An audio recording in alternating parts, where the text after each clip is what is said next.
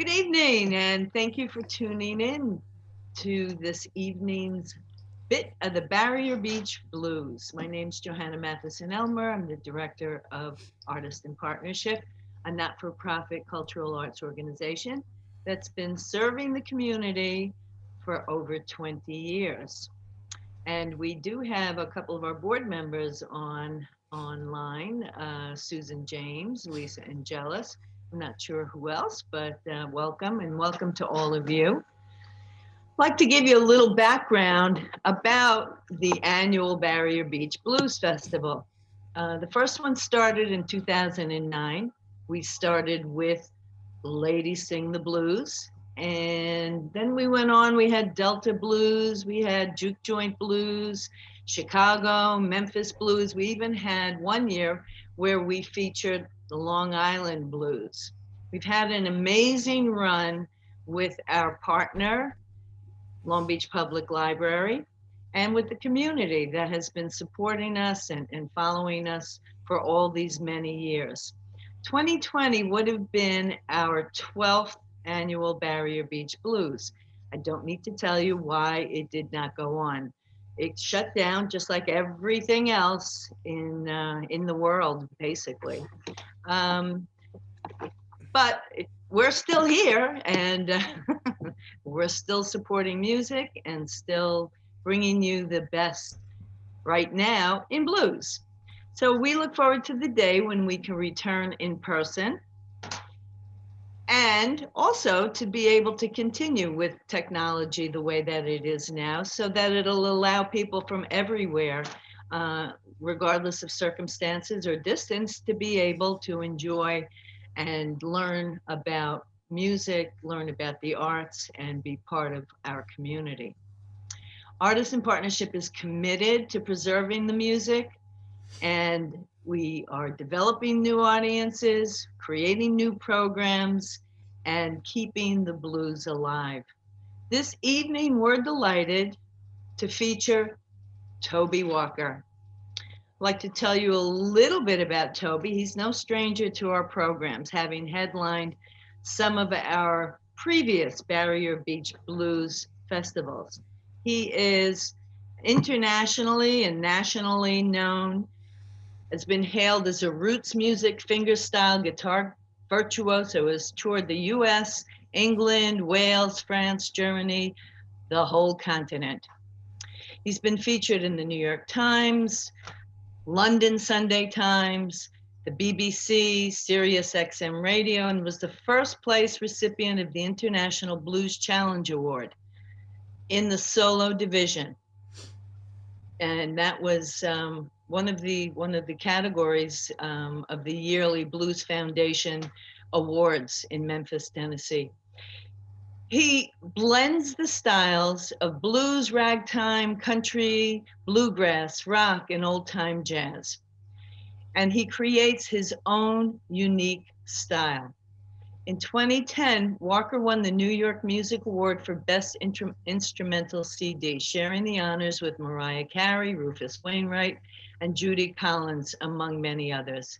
His passion for blues, rags, folk, and other traditional American music drove him to leave an apartment crammed full of recordings, books, and instruments for the Mississippi Delta, Virginia, and the Carolinas, where he tracked down some of the more obscure but immensely talented music makers of an earlier era, including Eugene Powell, James Son Thomas, Etta Baker, and R.L. Burnside. To quote John Platt from WFUV, he said, "If he doesn't get them with his phenomenal guitar playing or catchy songs, he gets them with his wonderful stories. True entertainers have an engaging spirit that puts a smile on your face." And without any further ado, start smiling, because here is Toby Walker. That's me. Hi. Hope y'all doing good. I'm going to just start it off with this is a tune. It was the first tune that I ever heard off a man named Elmore James. And it's just called Sunnyland. He's talking about a train. And I'm just going to start it off like this. This is This is a National steel guitar. If anyone doesn't know about these things, they got a really cool sound. So here we go.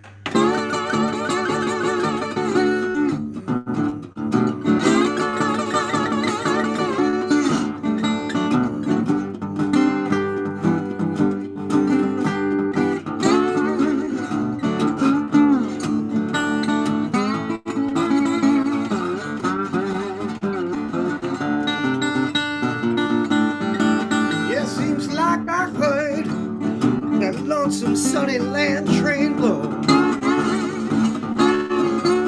Seems like I heard that lonesome sunny land train blow. Now it's blowing just like it won't blow no more. I feel bad this morning. All I want to do is cry. Feel bad this morning. All I want to do is cry. My baby rode that sunny land and she didn't even say goodbye.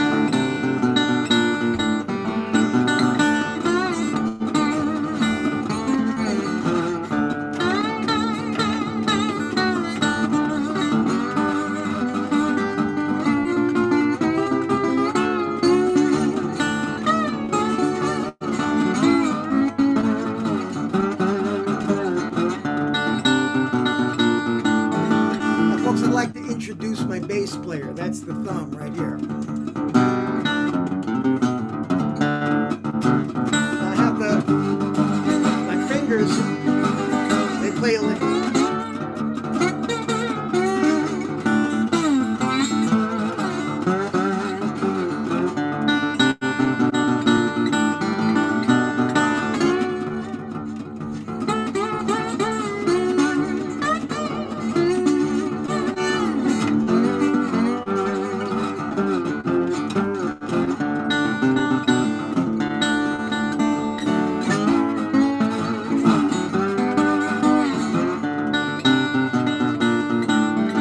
Yeah, seems like I've heard that lonesome sunny land train blow. Seems like I heard lonesome sunny land train blow. Seems just like oh, it won't blow no more.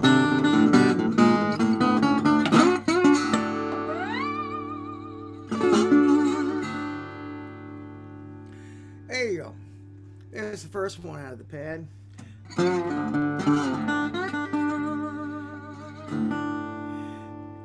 Let's see.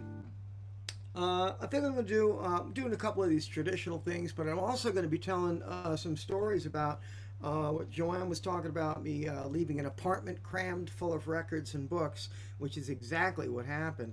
And I'd made a whole bunch of these trips from 1990 to 1994 down into Mississippi, North Carolina, and Virginia to study with a bunch of people. I'm going to tell you a little bit about them in a little bit.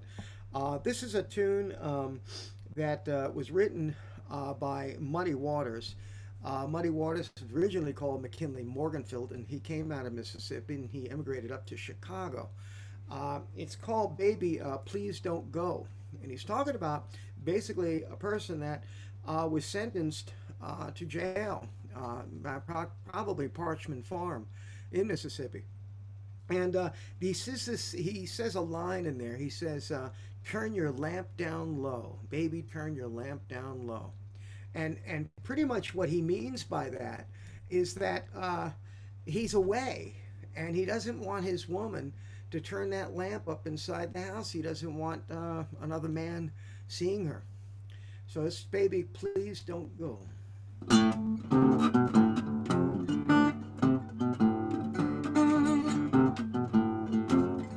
Baby, please don't go. Baby, please don't go. Baby, please don't go down in New Orleans. I love her so.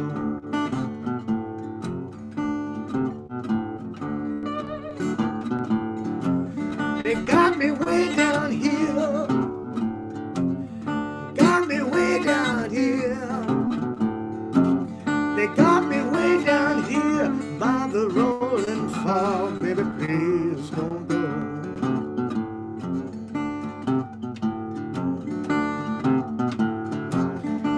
Don't you call my name. Don't you call my name. Don't you call my name. Got me down here wearing balls and chains.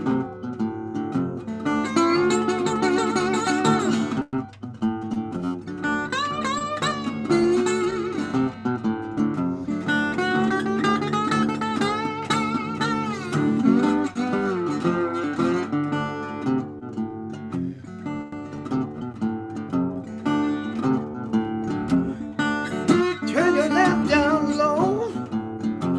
Turn your lap down low.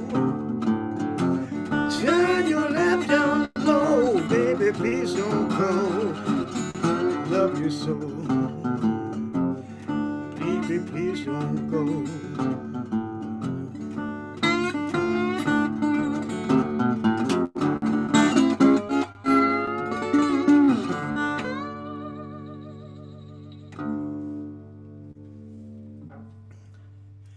There you go. That's called Baby, Please Don't Go.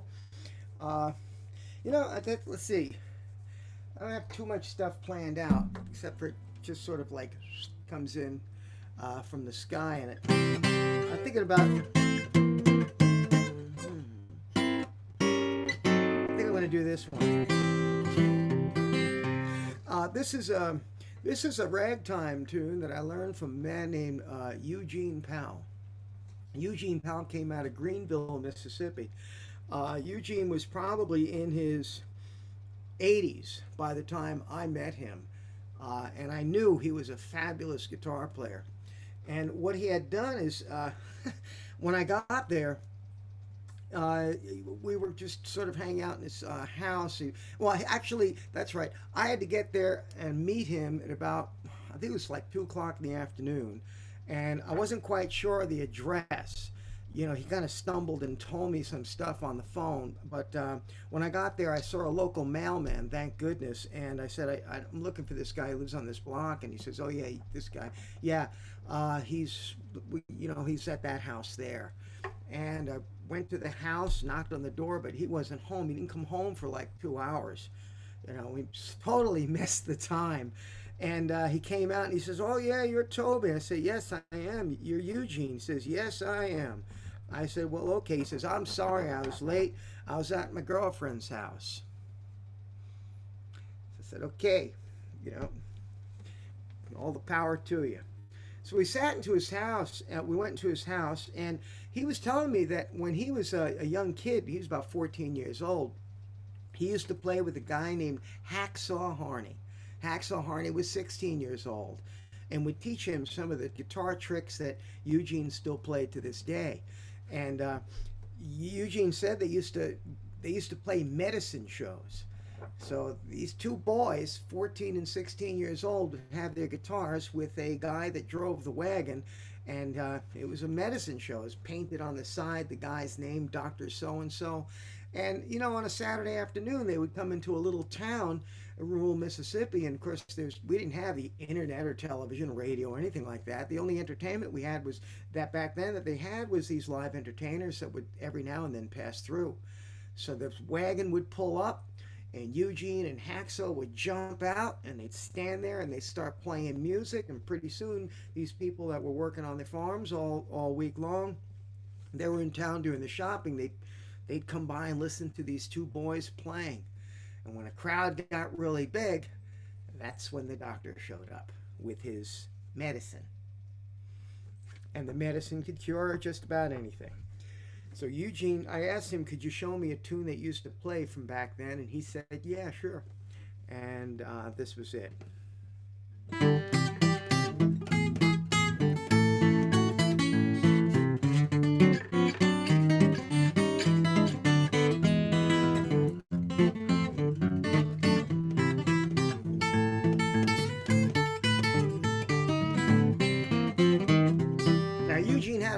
Playing was his thumb would go back and forth like this on the bass strings, and then he would bring in a melody with his finger.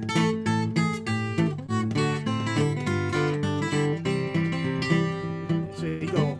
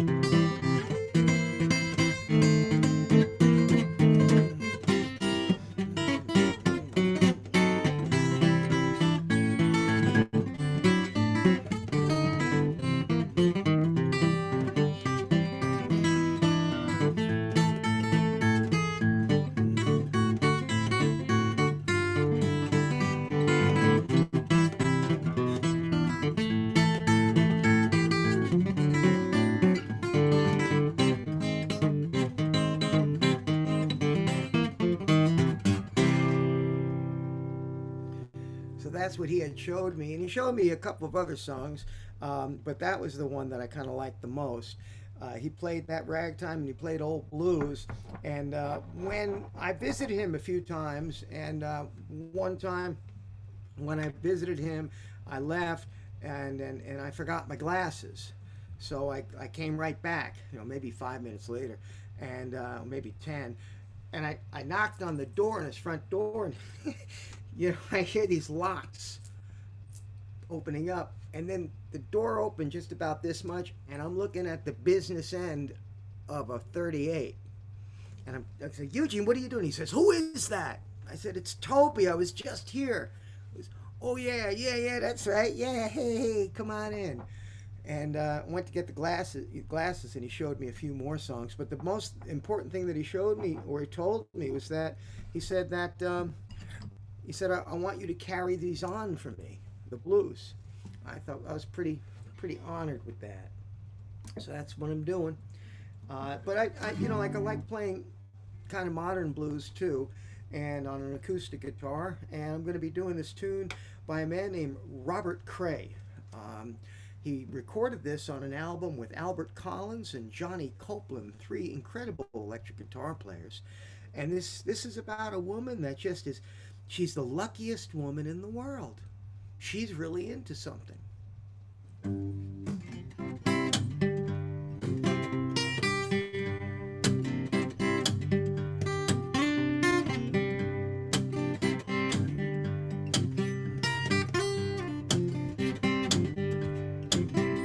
Snapping of her fingers makes a dog wag its tail.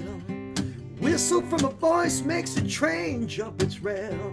You take her to a racetrack, she shows her face. Horse that ain't coming years comes in first place.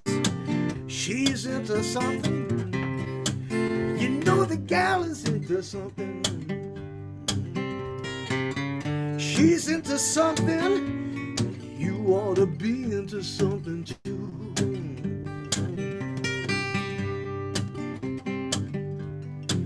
I said, now, have you heard about a week ago? She met a man, he had a whole lot of dough. Oh yeah, I've seen the money. All she had to do was say the word honey. She's into something. You know the gal is into something. She's into something. You ought to be into something too. I'll let the guitar talk a little bit.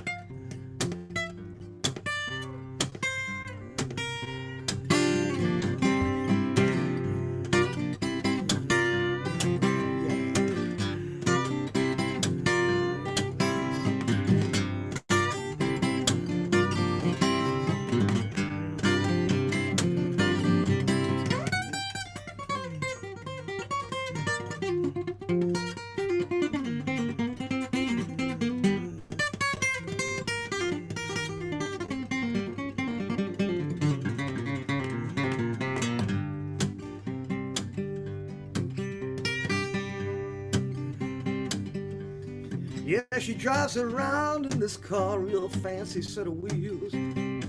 Don't you know how it makes this blues man feel? One thing the gal don't have to do is worry about the money when the payments due. She's into something. You know the gal is into something. She's into something. You ought to be into something too.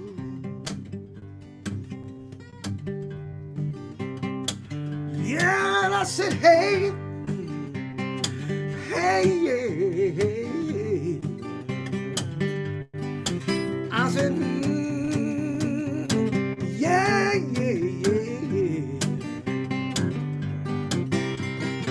She's into something. She's into something. She's into something. You ought to be into something too. You ought to be into something too.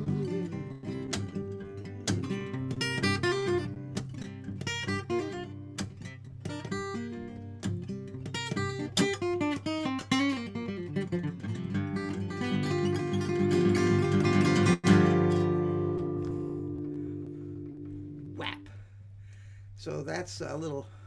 She's into something.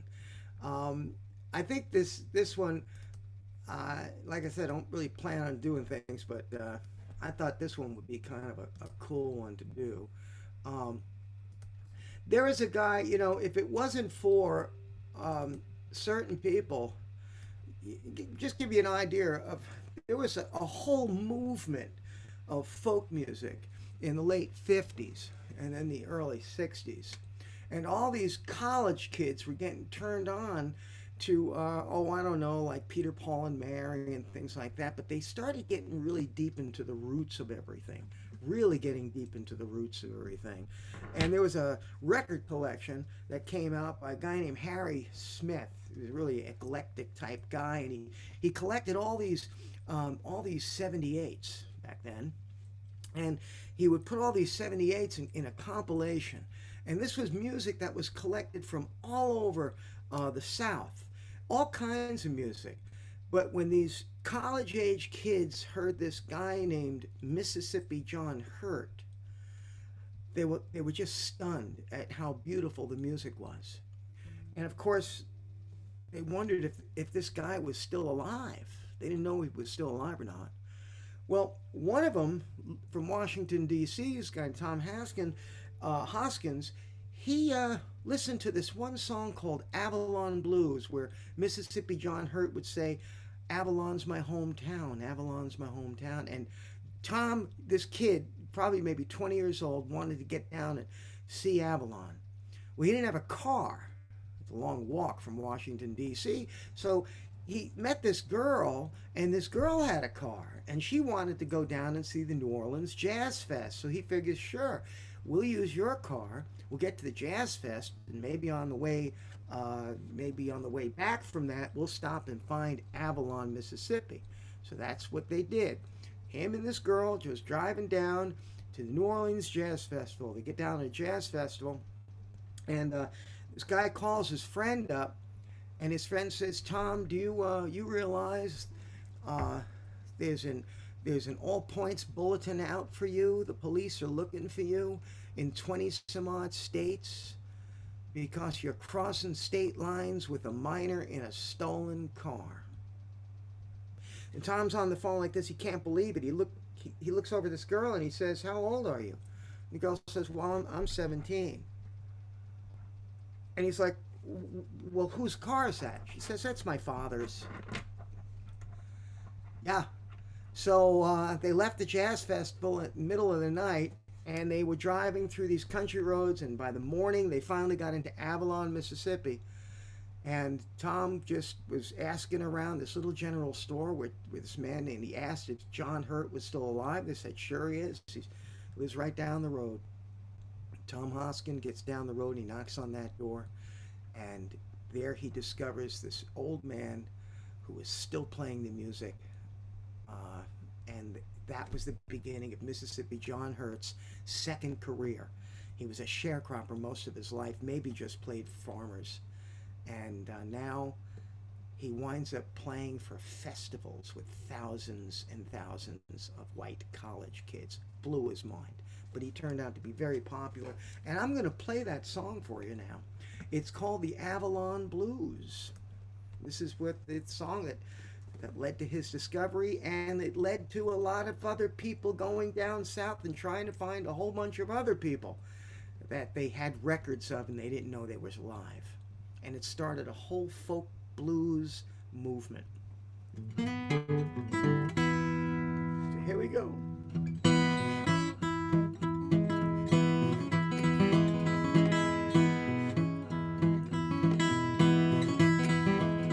Going to New York this morning, just about 9:30. Going to New York this morning, just about. Now, Mississippi John Hurt used to like making his guitar talk. Hollering one morning, couldn't keep from crying. Avalon's my hometown, so it's on my mind. Avalon's my hometown, it's always. You know, pretty mama down there, they want me all the time. When that train left Avalon, they were throwing kisses and waving at me. When that train left Avalon, they were throwing kisses and waving. They said, come back, Daddy, woo, stay with me.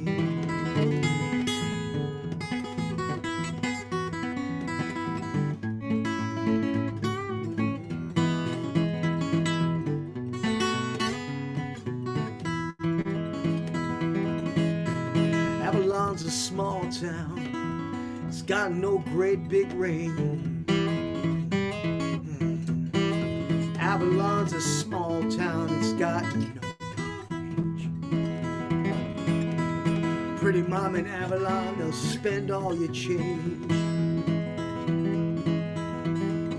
And New York's a good town, but it's just not mine. New York's a good town, but it's just. Going back to Avalon, I can have ladies anytime.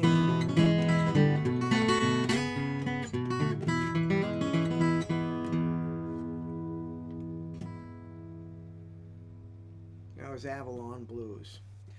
A good friend of mine, Mark Schoenberg from Port Jefferson, was fortunate enough to have met Mississippi John Hurt at Penn Station when John Hurt took the train up from Washington, D.C., and he wanted to bring John to a few gigs right there in New York. And when they're going through the Penn Station, you know how crowded that place is. It was just as crowded in the 60s. And he was there, Mark was there with his wife and little John, and they're walking through Penn Station, and they go into a little coffee shop. And he sits down at the counter with his wife and looks around, and he says, where's John? And she says, I thought he was just with you. He said, oh my goodness, we just lost an old Mississippi blues man in Penn Station. They went out there, and there's John just standing there. They said, John, come on, we're going to get you some coffee and some pie. And John said, I can't go in there. Mark said, why? He says, well, you know, there's white folks in there. How about that? This is 1960, probably 61 or 62. Anyway, that's kind of interesting there. I'm going to take out a different guitar now. We're going to get into some Mississippi Hill country music. This is a tune that I learned from a man named Eugene Powell. I'm not Eugene. I did him already. A man named R.L. Burnside. He had a very rhythmic way of playing the guitar. R.L. lived in the northeast hilly section of Mississippi. It's much different than the delta, the flat delta part of Mississippi. I've driven through both of those parts many times. It's just like two different countries, and the music is very different. But this was a tune that he sang for me, and he taught me how to get percussive sounds. You may have heard me doing some of that. He taught me how to slap the guitar a little bit, and and to get this percussive sound, because I had heard him on records. I didn't know how he was doing it, and that's why I wanted to visit him. And he said, "Sure, I'll show you." On the side of his house, he just showed me how to do that.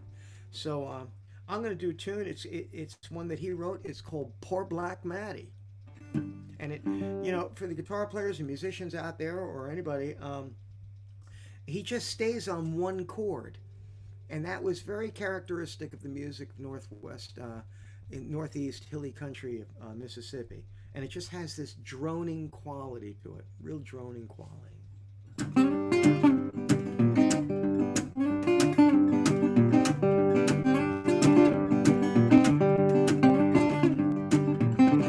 Poor Black Maddie got no change of clothes. Girl got drunk, said close your door. Poor Black Maddie ain't got a change of clothes.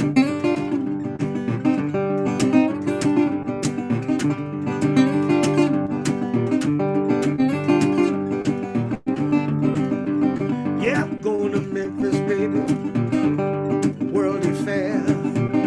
The reason I'm going, my baby's there. Gone to Memphis, see that worldly fair.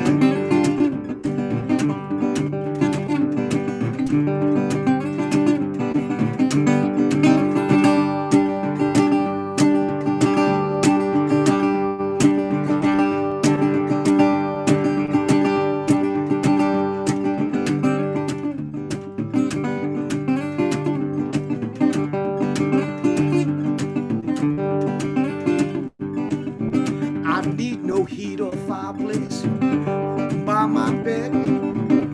Girl I got keeps me cherry red. Need no heat, fireplace by my bed.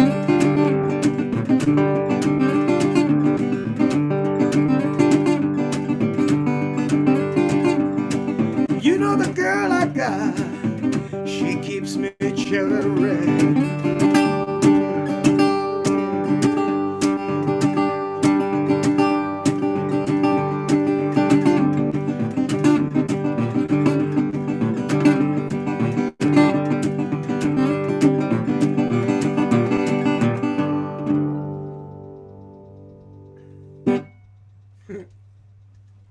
That cool.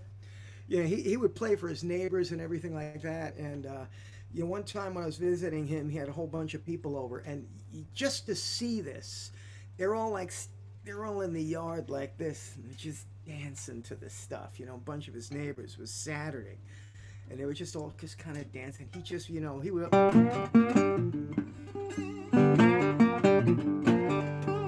His neighbor is a man named Mississippi John Hurt. Not Mississippi John Hurt. His neighbor was a man that played, just a whole lot of various different things. And his neighbor was Mississippi Fred McDowell. And Mississippi Fred McDowell just did a lot of wonderful music, so much so that the Rolling Stones decided that he'd be worth listening to. So Mississippi Fred McDowell wrote a whole bunch of different songs. I'm going to try and pull up the lyrics to one of them. I've forgotten the lyrics to this one. It's been a little while since I've done this one, but this one I really like a whole lot. It's just this hypnotic stuff. I'm kind of in the mood to do that stuff right now. It's just called, What's the Matter Now? This really we're going to get really deep into the Delta, so here we go.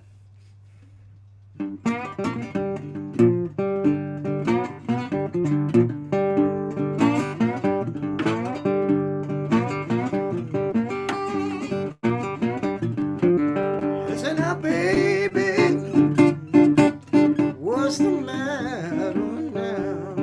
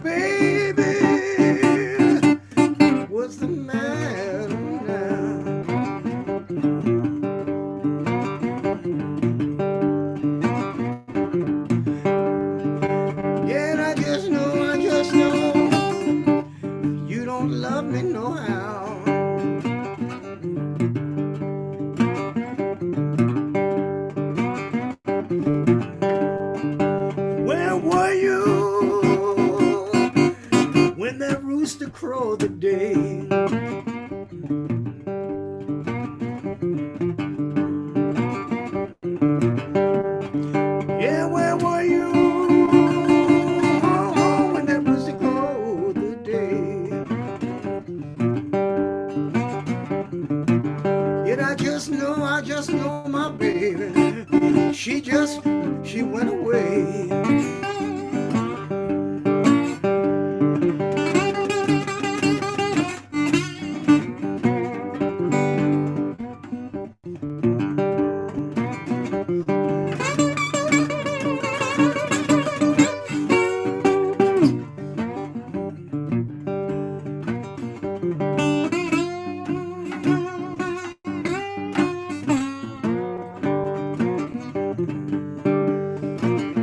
Get my pistol, get my shotgun too.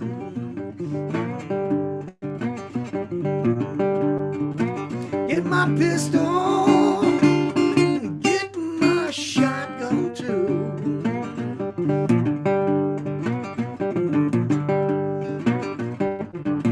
Yeah, when I see that man, no telling what I'm gonna do.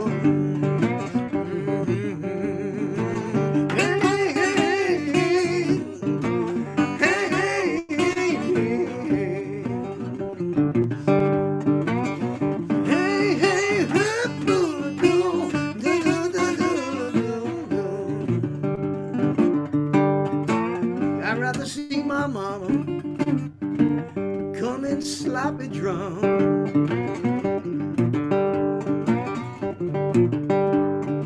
Rather see my mama come in sloppy drunk than to see that little gal packing up a trunk.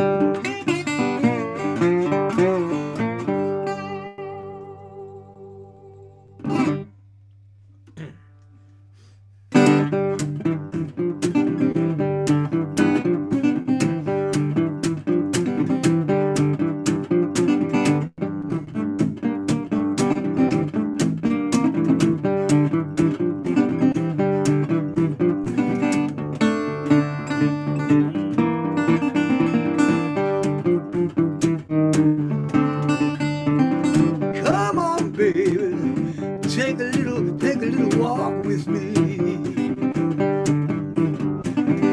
Come on, baby, take a little walk with me.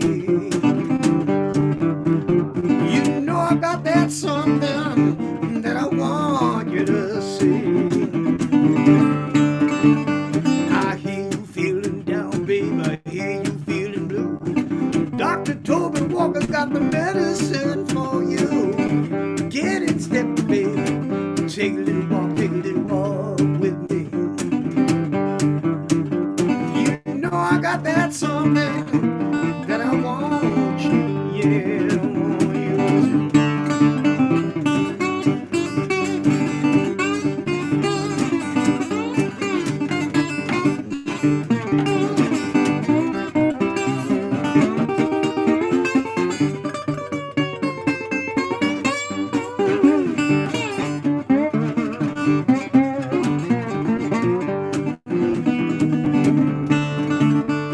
I hear you feeling down, hear you feeling blue.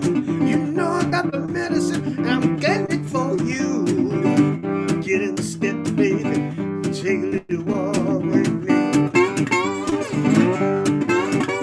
You know I got that something that I want, baby, that I want you to see.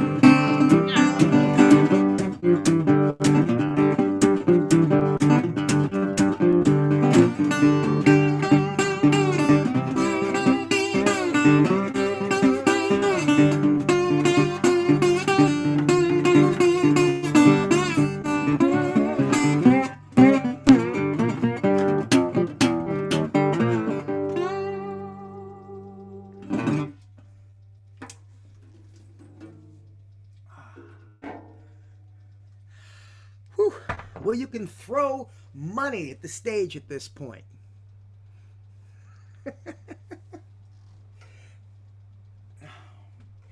There's a man that I really wanted to meet. His name was James Son Thomas. And James Son Thomas was, he lived in Leland, Mississippi. And that's all I knew. You know, I read about him in a book and have a good friend. Wow, so, there's a little applause thing up there. Thank you. I read about him in a book. I think it was called Blues from the Delta by a man named William Ferris. And I wanted to see if this guy was still alive. And a friend of mine said that, he still is alive and he's given guitar lessons in Leland, Mississippi. I said, that's great. And I drove down. Now, usually when I drive down into a town to meet people, if they have a phone number, that's wonderful. I can call them up. But I didn't know James' phone number or anything like that. And I decided, let me just go down. Sometimes I go to a local barber shop. Sometimes I just go into town and ask around. Well, this time that was the plan, to go either to a local barber shop or go into town. And as I drove into Leland, Mississippi, it was a small little town in Mississippi, right near the Mississippi River. Or no, right now there's one, I think it was Yazoo River. I'm not sure which river it was. And I'm driving and I'm going down this one little street, and sometimes it would take me a day or two to find people. I'm driving down this one little street and I see this tall glass of water, this tall guy, and he had a kid on his shoulders, and I said, "Excuse me, sir, I'm looking for a man named James' son Thomas. He's probably in his 70s. He plays guitar." And he goes, "Oh yeah, son, sure." And I'm thinking, wow, first time. How do I find this guy? Well, son, he lives down. He lives down on this one street, but he always hangs out at the Chicken Shack. And I'm saying, all right, Chicken Shack. So, where is this Chicken Shack? He says, well, you go in the middle of town there, and you can't. It's a Chicken Shack. You can't miss it. I said, great. I drive to the middle of Leland, and in the middle of Leland, there's this town square, but it was circle. It was a big town circle, a field, grassy field, overgrown and weeds all over the place and old cans all over the place and just trash here and there. And across the street from that, across that field, was this little string of stores. And most of them were boarded up. And there were no signs on anything. And to my right was a KFC, Kentucky Fried Chicken. I said, this can't be the place where all blues guys hanging out. So I walk in there, and of course there's all white folks in there. There's mom, dad, buddy, and sis, just sitting there eating their whatever they're eating there. And I walk over to the manager and I said, sir, I'm looking for a guy in his 70 years. He's about 70 something years old.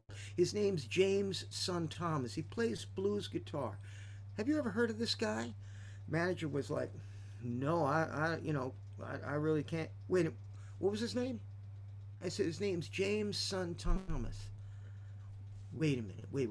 And he goes, hey, Emma, come on out here. And this girl comes out from the back. She couldn't have been no more than 18 years old. Emma, what's your boyfriend's name again? She said, James. And I'm like, I said, no, we got the wrong guy here. The guy that I'm looking for is in his 70s. That's my boyfriend. Yeah, you can't make this stuff up. I'm like, yeah, well, I'm looking for James. Where can I find him? Well, he's at the Chicken Shack. This isn't the chicken. No, this isn't it. And we walk out to the front of KFC. She points across that weeded lot at one of those stores with no sign on the top. She says, right there. See, with the glass. And I said, okay, thank you. And I thank her profusely. I run across that field, and as I'm getting closer to this place, I can smell breakfast coming out. And I walk into this little tiny door, and I walk in there, and now there's all black farmers. It's they're having their coffee, their breakfast, and I see the cook. I walk over to the cook, and I said, "Excuse me, sir, I'm looking for a man named James' son Thomas." He goes, "Oh yeah, son, yeah, he's usually here. He's at home right now." I said, "Okay, I want to take a guitar lesson from him." "Oh yeah, he teaches guitar. You see the water tower? It says Leland." I said, "Yeah." All right, you get to the water tower, make a left down that street. You're going to see his white Cadillac parked out in front. I said, "He drives a white Cadillac?" He goes, "No, that thing hasn't run in 37 years. But it's parked in front of his house." So I get to the water tower, I make a left, I go down there, and sure enough, there's this old rusted caddy. and there's a whole bunch of this red mud all over the front. And he lived in an abject poverty. It was a shotgun shack that he lived in. So I walked up to the porch door, opened up the porch door, walked across the porch, and knock on the front door, and I hear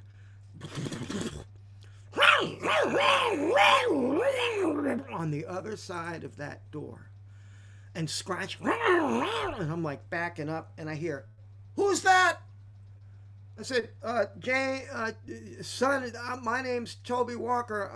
I came from all the way from New York to take a. He opens the door, and this white Akita. You know what white Akitas are?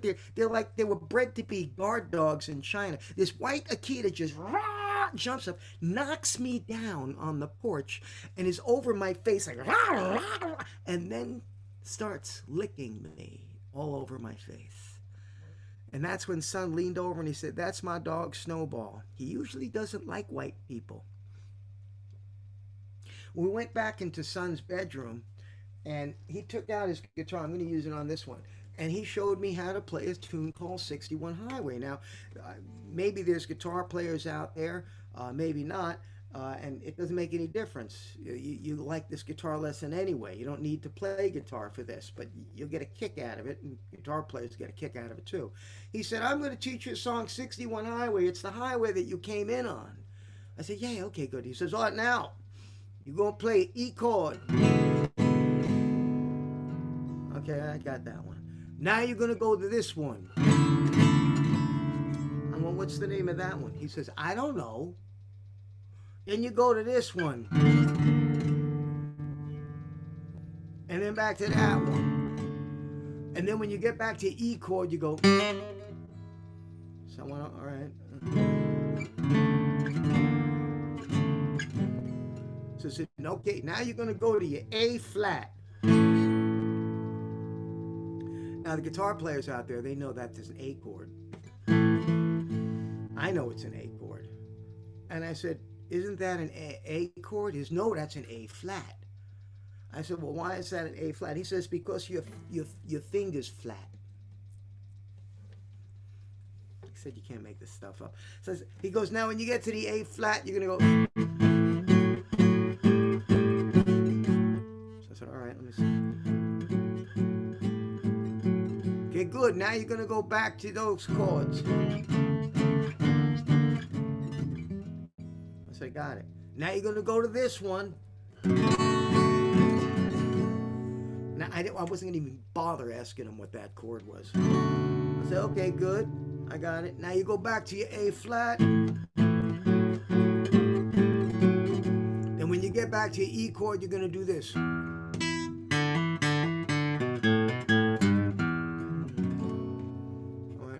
right, let me see if I got that. "Good. Now in the middle of the song, I'm going to teach you my secret note." I said, "Oh, okay. When am I going to know?" I have to do this, put on the glasses. "When am I going to know when the note comes up?" He says, "I'm going to wink when the note comes up." And then he taught me this song.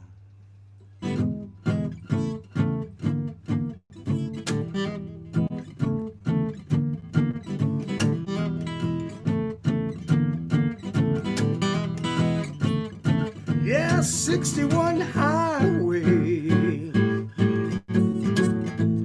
longest road that I know.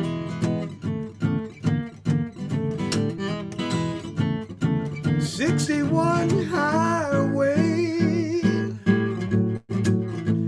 longest road that I know.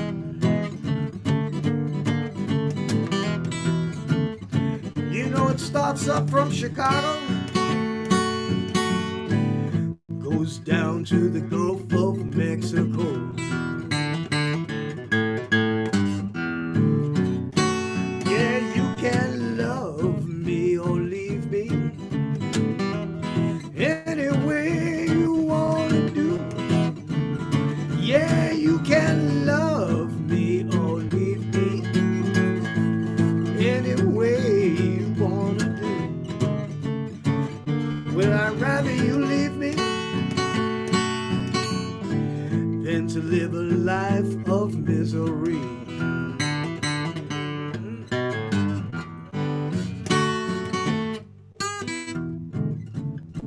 That was the secret note. Did you catch that one? Do it again. He did this. That was the secret note. He says, all right, you got that one? I said, yes, I do, sir. He says, all right, let me hear you play it. And I said, all right, let me get it out of the A flat first. I even winked at him. I even went, oh. And he went, yeah, you got that one. Mm-hmm. Well, you know, it starts up from Chicago down to the Gulf of Mexico. That's how he ended it.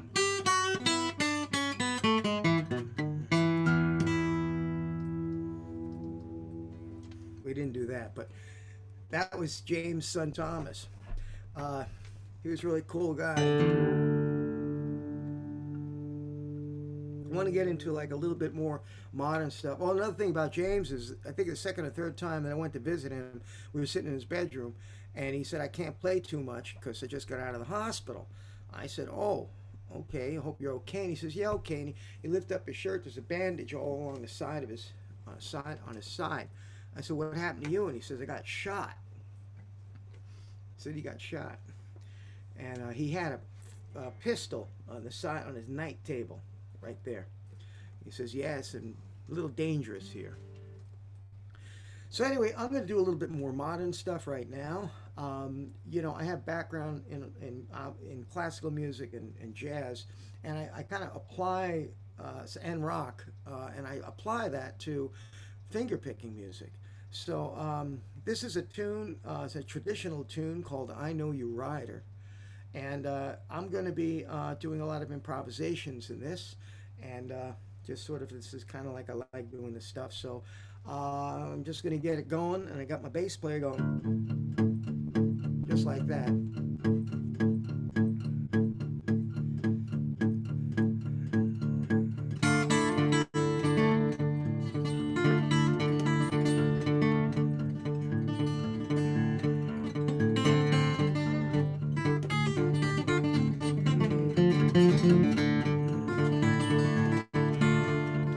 Yes, I know you're right.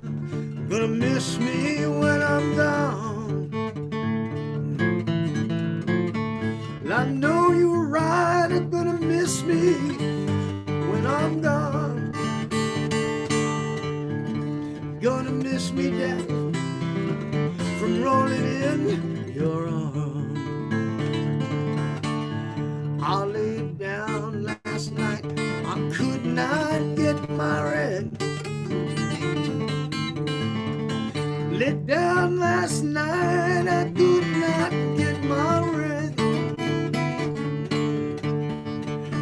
My mind was wandering like the wild geese in the west.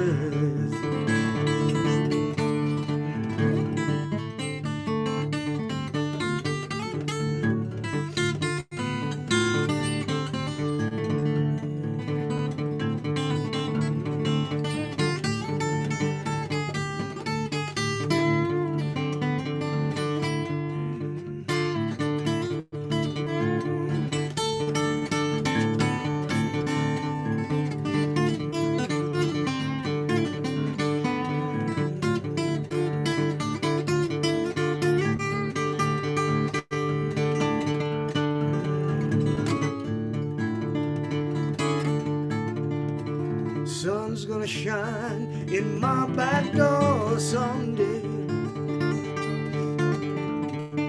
Sun's gonna shine in my back door someday. That wind gonna blow all my blues away.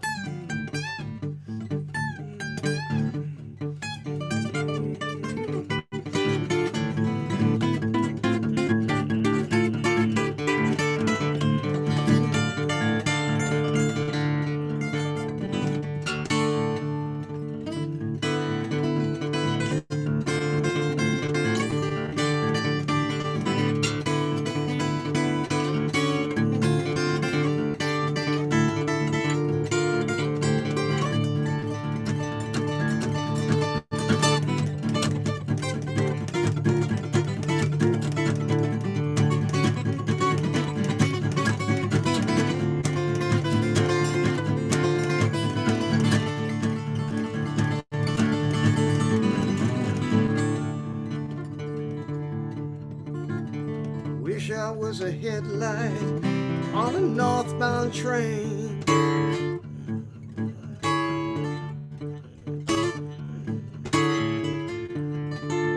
Wish I was a headlight on a northbound train. Light shine that light in the cool Colorado rain. Yes, I know you're right, you're gonna miss me when I'm gone. Yes, I know you're right, you're gonna miss me when I'm gone. You're gonna miss your daddy from rolling. Miss your daddy from rolling. Miss your daddy from rolling in your arms.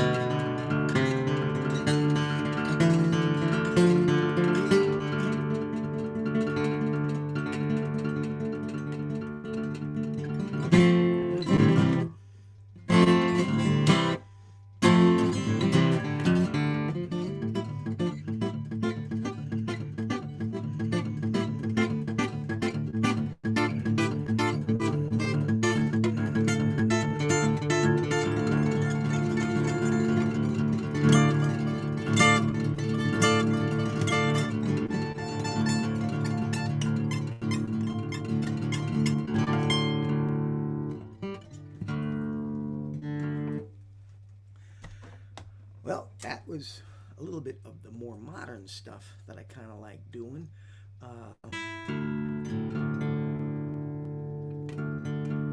So who do we have in the room here? I usually can see sometimes who we have in the room. We have Alan, Mark, Pastor Mark, you're here. Howard Haber. Been a while since seen you. I'm going to do this one.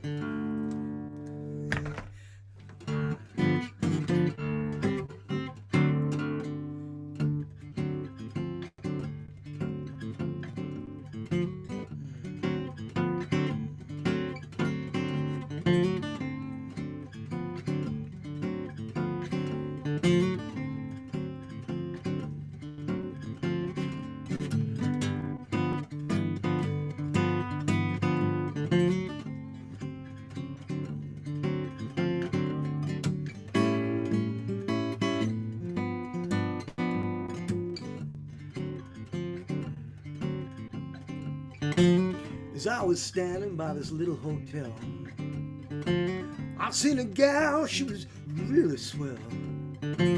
I gave her the eye, start to carry on.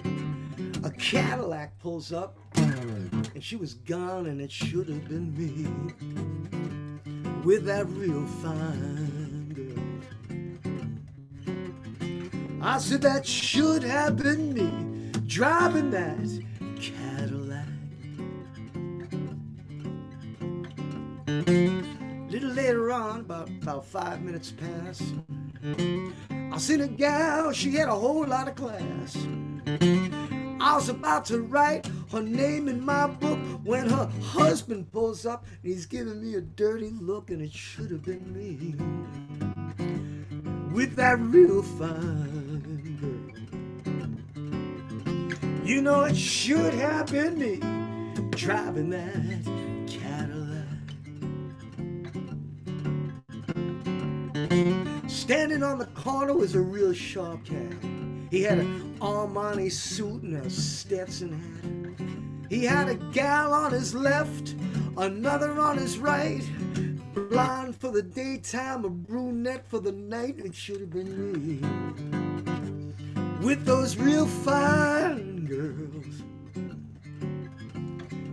Should have been me driving that Cadillac.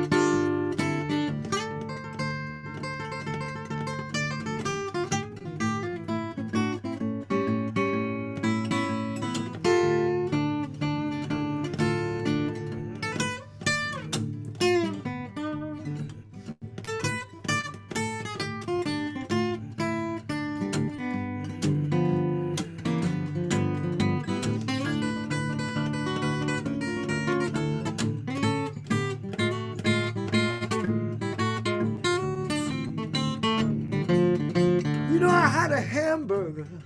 I felt okay until I saw Howie in his little cafe. You know, he was eating himself a T-bone steak, and he had a fine, foxy gal feeding him ice cream and cake. It should have been me with that real fine gal. I said that should have been me driving that Cadillac. I said it should have been me eating the ice cream and cake. I said it should have been me with that real fine gal.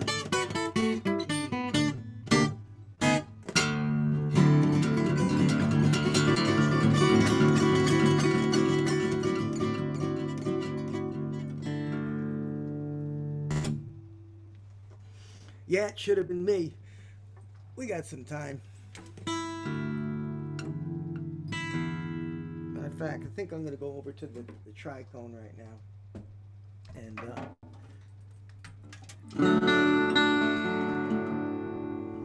I'm going to do it.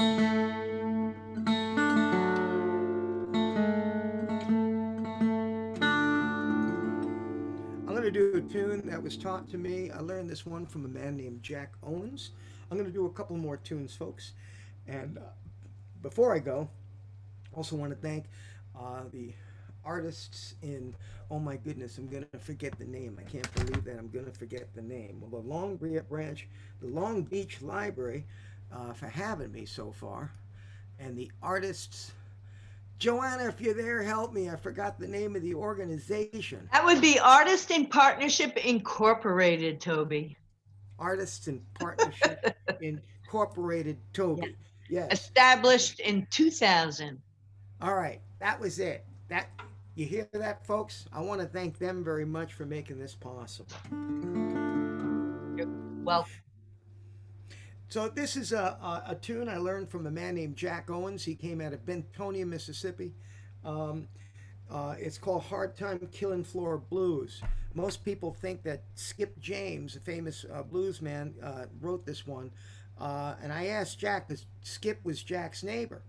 And I asked Jack about that, and Jack got really mad at me. He says, he didn't write. I taught Skippy everything he ever learned. I said, you got it. So I'm going to do this one tune, Hard Time Killing Floor Blues. Now, a killing floor, the way I understood it, a killing floor is where they used to slaughter the animals. All right? And like a slaughterhouse. So they used to kill the animals there.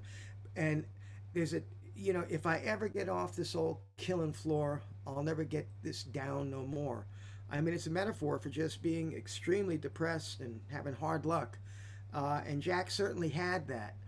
Jack grew up during the Depression. And he told me one time he was walking back from town, you know, and he had a mule, you know, behind him. He had a rope around the mule, and around the rope's neck was a little bag. Around the mule's neck was a little bag. And he had just sold some of his crops in Bentonia, and he was walking back to his house, and he got jumped. He got jumped by the local sheriff, of all people.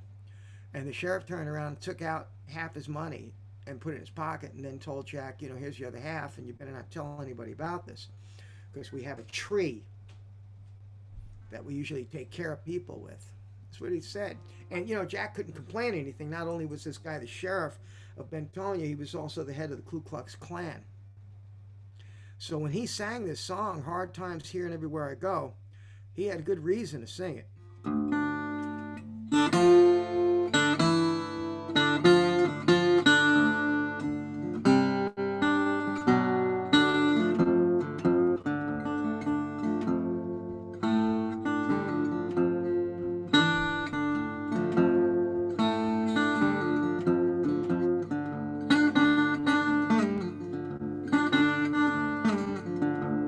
It's hard times here and everywhere I go. Hard times here and everywhere I go. Hard times here and everywhere I go. Hard times here and everywhere I go.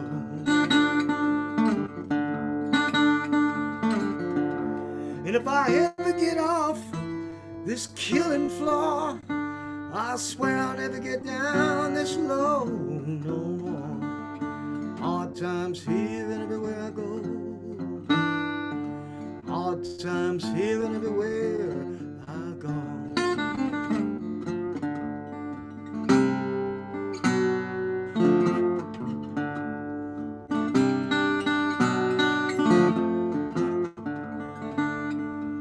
You say you have money, you better be sure, cause these hard times drive people from door to door. Hard times here and everywhere I go. Hard times here and everywhere I go.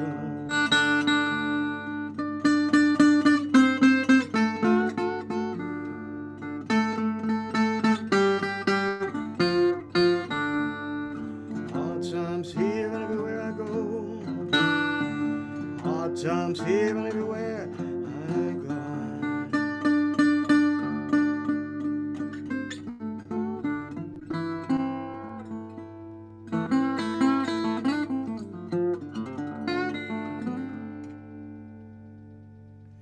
That's deep, deep, deep, deep, deep, deep, deep blues. All right, folks, I'm going to leave you off with this one. This is a tune, it's an instrumental that I wrote. And again, I want to thank everybody for coming out to the show. And hopefully next year, I'm sure Barrier Beach will be live. But it's always fun to do shows like this too. Traffic wasn't bad this time, was it? This is an instrumental I wrote, just kind of show off what I'm doing on the guitar here. I like to say that this is my big band. I call this instrumental Swing Bean because it's like a swing band. So you got my bass player doing this. And I have a little horn that goes, and I have a rhythm section.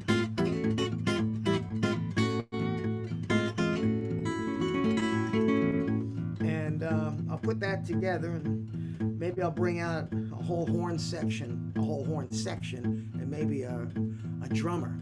Here we go.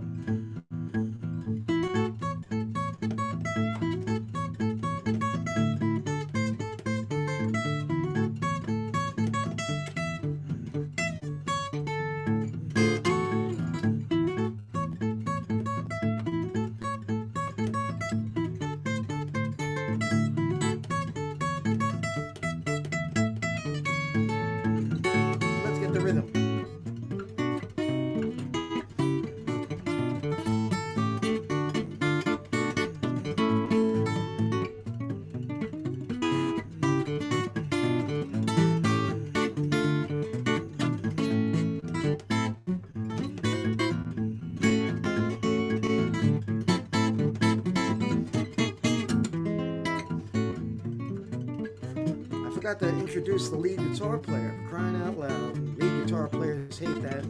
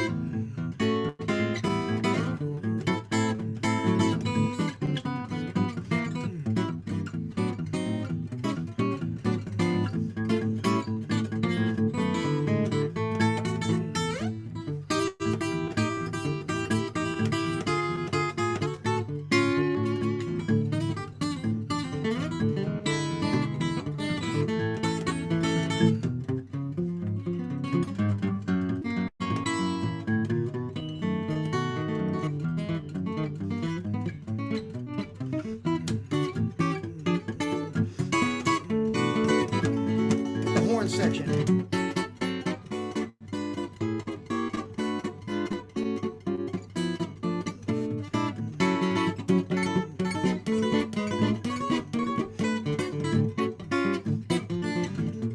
Drummer. Take it.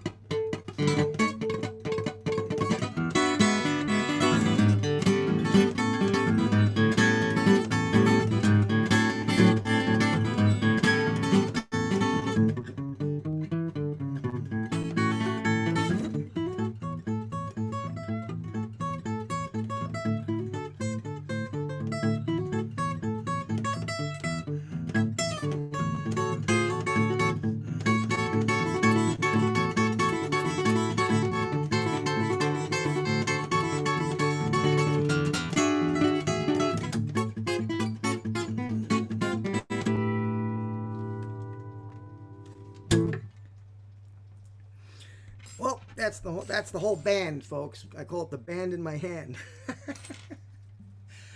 Anyway, I hope you all enjoyed that. I had fun doing this. Now I got to walk my dog.